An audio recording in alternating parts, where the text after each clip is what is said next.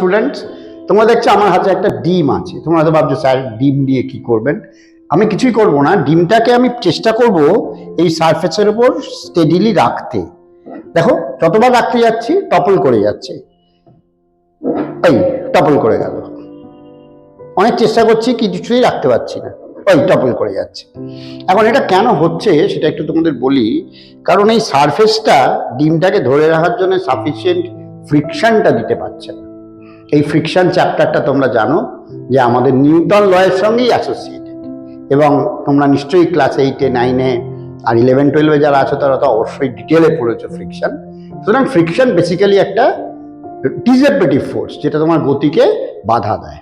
কিন্তু এই ডিমটার ক্ষেত্রে আমরা এবার একটা জিনিস করব, এখানে কিছু সল্ট দেব।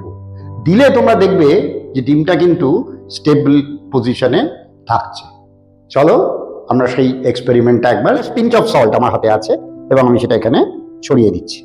এই স্টেবল হয়ে গেছে।